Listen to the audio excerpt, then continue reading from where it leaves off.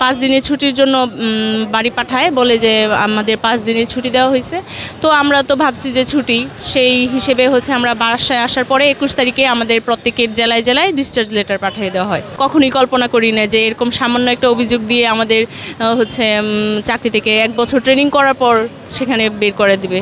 Show cause লেটারে উল্লেখ করা হয়েছে যে আমরা মাঠে বিশৃঙ্খলা করেছি, খাবার না খেয়ে বিশৃঙ্খলা করে মাঠ ত্যাগ করেছি, সেটাই আমাদের অভিযোগ ছিল আর কি, বিশৃঙ্খলার অভিযোগ। যেটা আসলে ওই দিন ওরকম কিছু ঘটে নাই। আমরা খাবার খেয়েছি, আমি নিজে খাবার খেয়ে ওখানেই অবস্থান করেছিলাম প্যারেড গ্রাউন্ডে। তো আমাদেরকে সম্পূর্ণ একটা মিথ্যা এলিগেশন দিয়ে বের করে দিয়েছে আর কি।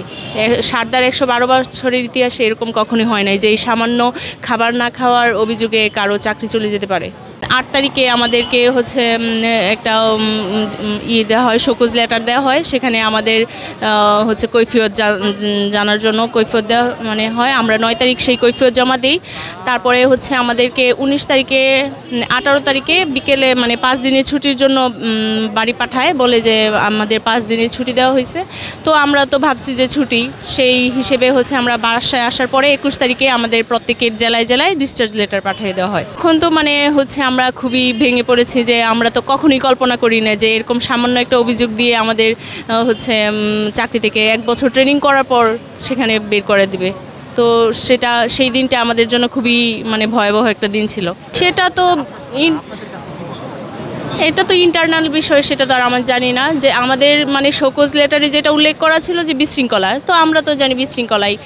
সেখানে স্বরাষ্ট্র উপদেষ্টা উনি নিজেও বলেছেন যে ওখানে রাজনৈতিক কোনো কারণ ছিল না, বিশৃঙ্খলার দায়ী আমাদেরকে অব্যাহতি দেওয়া হয়েছে। তো ইন্টারনাল কি কারণ আছে সেটা আসলেই আমরা জানি না। এই নিয়ে 3 দিন 5 জানুয়ারি আর 6 জানুয়ারি অবস্থান কর্মসূচি ছিল, আর আজকে এই নিয়ে 3 দিন মোট। আমাদের একটাই দাবি চাকরিতে পুনর্বহাল করার জন্য, যেহেতু আমাদেরকে 1 বছর ট্রেনিং করার পর ডিসচার্জ করে দিয়েছে। তো এটা তো একদম আমাদের সাথে বৈষম্য করা হয়েছে। তো আমাদের দাবি আমাদের আবার চাকরিতে পুনর্বহাল করুক, সেই দাবিতেই আমরা এখানে অবস্থান কর্মসূচি করছি। আমার জেলা ছিল নেত্রকোনা। হ্যাঁ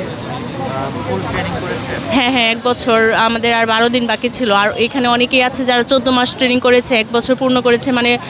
যেহেতু আমাদের 4 ধাপে বের করেছে, আমার প্রথম ধাপ ছিল, সেখানে 252 জনকে ট্রেনিং থেকে অব্যাহতি দিয়েছে। তো আমাদের আর ট্রেনিংয়ে 12 দিন বাকি ছিল। আমরা যখন 5 আর 6 জানুয়ারি অবস্থান কর্মসূচি নিয়েছিলাম, তখন 6 জানুয়ারি যে জননিরাপত্তা সচিব উনি আমাদেরকে আশ্বস্ত করেছিলেন, আমাদের থেকে কয়েকজনকে ভিতরে নিয়ে উনি বলেছিলেন যে আসলে আমাদের বিষয়টা দেখবেন।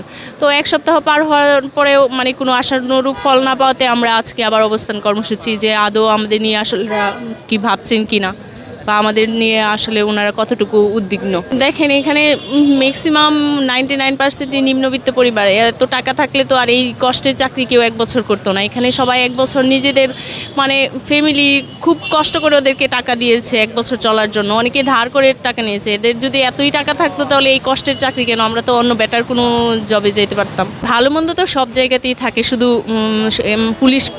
পুলিশ ডিপার্টমেন্টে যে শুধু খারাপ সেটা না, খারাপ ভালো সব জায়গাতেই থাকে। কিন্তু দিন শেষে পুলিশেরই বদনাম হয়। তবুও ভালো আছে না, সবাই তো আর খারাপ না। তো আমি চাই যে ভালো হিসেবেই আমাকে সবাই চিনুক, জনগণের সেবা করি, সেইটুকু আশা নিয়েই এই বাহিনীতে যোগদান করা আর কি।